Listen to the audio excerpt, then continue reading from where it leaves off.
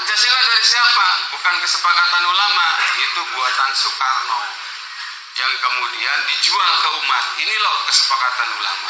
Demi Allah, itu bukan buatan ulama, itu pengkhianatan Soekarno. Saya tanggung jawab. Kalau khilafah dari siapa? Dari Allah. Saya bisa nantang ke siapapun. Kalau bukan dengan syariat dan khilafah, mau kasih solusi apa dengan persoalan ini? Mau pakai Pancasila? Pancasila bisa ngejawab apa? Utang gede, kemana Pancasila? LGBT merajalela, kemana Pancasila? Ulama-ulama di nu lempeng ya, nu bengkok mah diingu, dipiara, dikukut, diparaban. Tapi ulama-ulama nu lurus dikriminalisasi.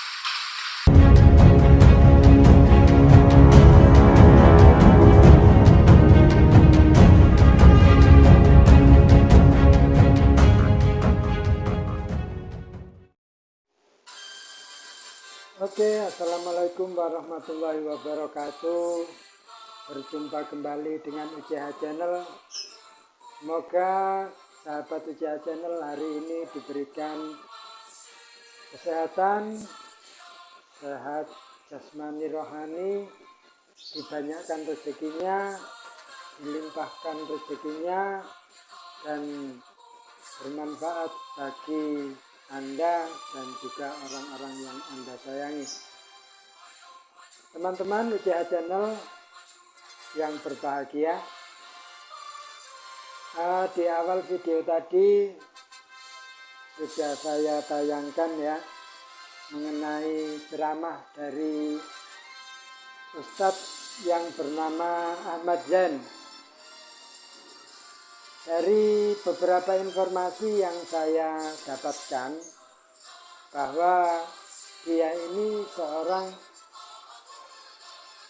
pentolan atau petinggi dari sebuah organisasi yang sudah ditertibkan atau sudah dilarang oleh pemerintah di tahun 2017 kalau tidak salah ya, 2017 organisasi ini sudah dilarang oleh pemerintah, yaitu Hizbut Tahrir Indonesia. Dalam ceramahnya itu Ahmad Zain menyatakan bahwa Bung Karno adalah seorang pengkhianat. Entah maksudnya pengkhianat apa ini? Pengkhianat negara, apa pengkhianat umat Islam? Kurang paham yang dimaksud Ahmad Zain ini. Yang jelas alasannya sebut Bung Karno pengkhianat karena Bung Karno menjual Pancasila atau menyampaikan bahwa Pancasila itu adalah hasil pemikiran ulama. Padahal menurut Zain, Ahmad Zain, Pancasila adalah hasil pemikiran Bung Karno sendiri. Begitu, sehingga Ahmad Zain menyebut Bung Karno sebagai pengkhianat. Pernyataan ini memang sangat meresahkan dan merisaukan. Karena kita tahu bersama bahwa Bung Karno adalah seorang bapak proklamator Indonesia, di mana beliau punya banyak jasa kepada bangsa kita ini, bangsa Indonesia. Beliau adalah juga pahlawan yang telah berjuang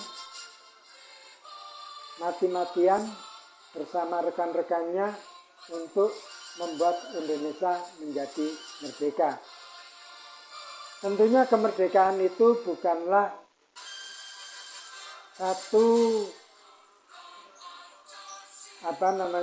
bukanlah sesuatu yang didapatkan secara mudah ya.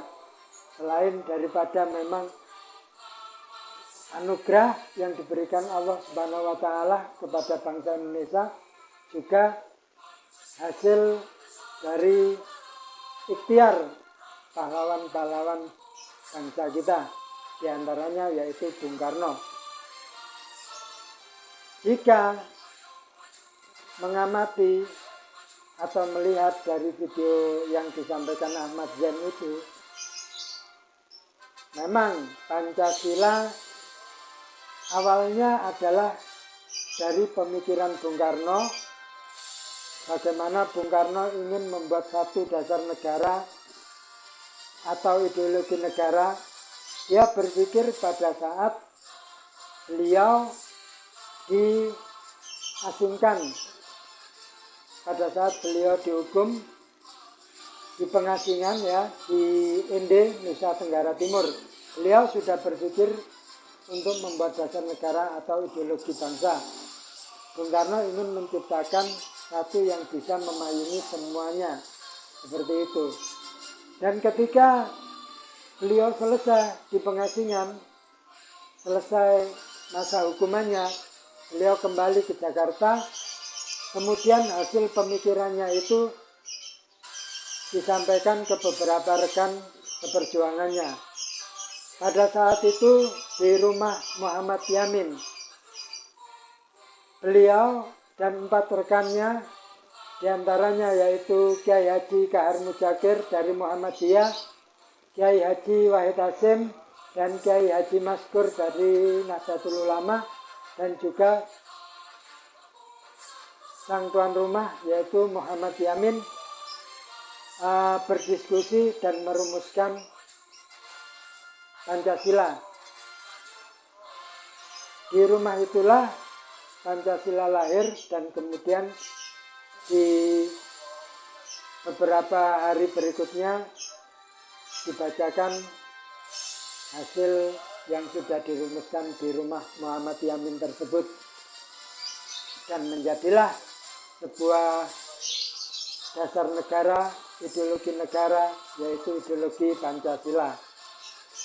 Jadi tidak tepat apa yang disampaikan Ahmad Zain tentang bahwa Pancasila adalah hasil pemikiran Bung Karno sendiri tanpa melibatkan beberapa orang atau tanpa melibatkan ulama.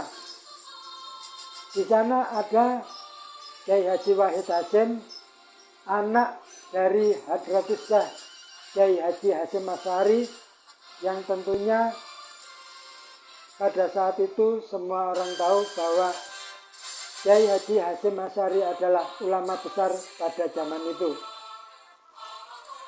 Jadi kurang tepat apa yang disampaikan Ahmad Zain bila Pancasila hanyalah pemikiran Bung Karno sendiri tanpa ada campur tangan atau ada keterlibatan ulama di dalamnya. Teman-teman UCH Channel, apa yang disampaikan Ahmad Zain ini sangat melukai kita sebagai generasi muda, anak-anak bangsa yang sangat mencintai negara ini.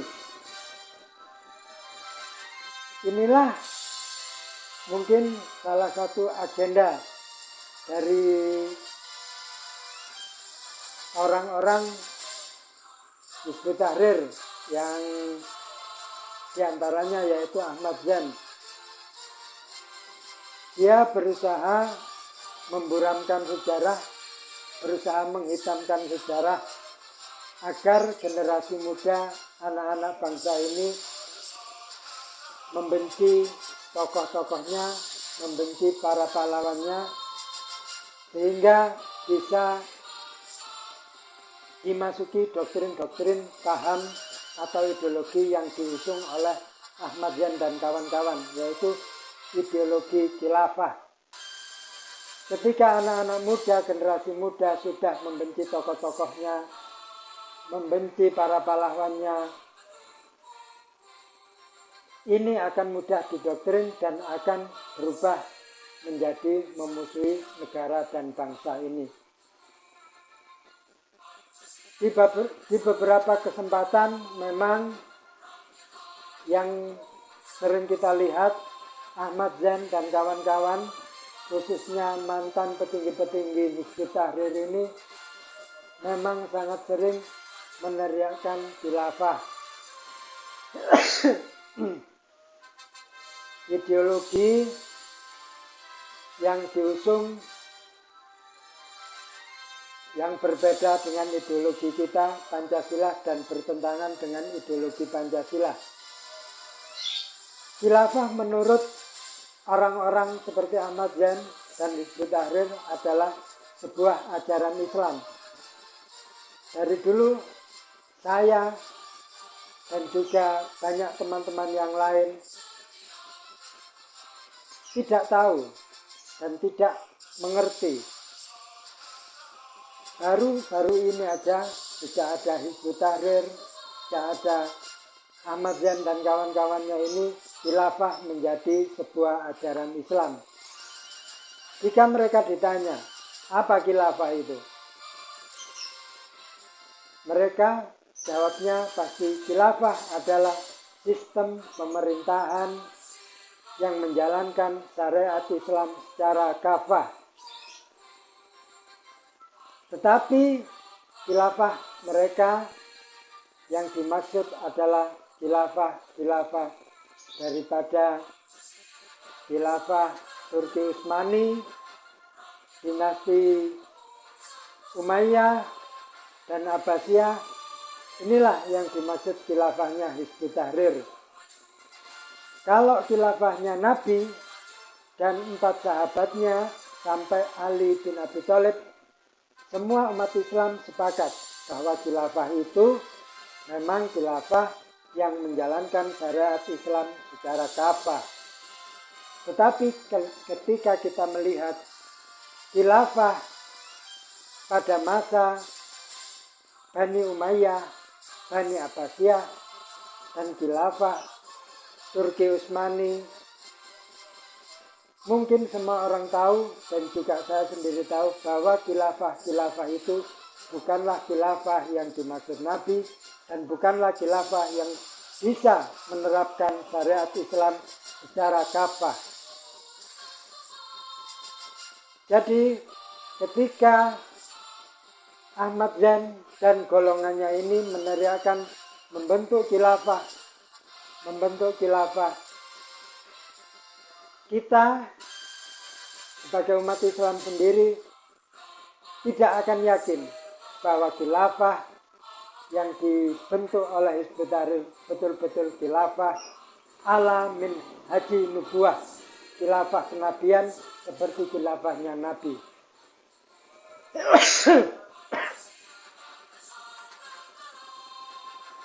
Itulah teman-teman kenapa khilafahnya Hizbut Tahrir, khilafahnya Khalifatul Muslimin, khilafahnya ISIS. Anda sebagai umat Islam, teman-teman sebagai umat Islam, jangan terjebak. Ini adalah sebuah upaya untuk menumbangkan kekuasaan yang sah, pemerintahan yang sah dengan isu-isu agama atau menunggangi agama. Agama hanya dijadikan tunggangan politik bagi orang-orang seperti Ahmad Zain dan juga teman-temannya yang ada di Hizbut Tahrir. Oke, teman-teman UCH Channel yang berbahagia, kita jangan terjebak dengan apa yang disampaikan Ahmad Zain. Bung Karno adalah seorang pahlawan sebagai bapak proklamator Indonesia. Kita hargai beliau sebagai pahlawan yang telah berjasa menghadiahkan kemerdekaan ini kepada kita, bangsa Indonesia dan juga generasi muda Indonesia. Terima kasih teman-teman UCH Channel, jangan lupa like dan subscribe-nya agar saya bisa lebih bersemangat lagi dalam membuat konten-konten yang bermanfaat bagi teman-teman semua. Terima kasih. Assalamualaikum warahmatullahi wabarakatuh.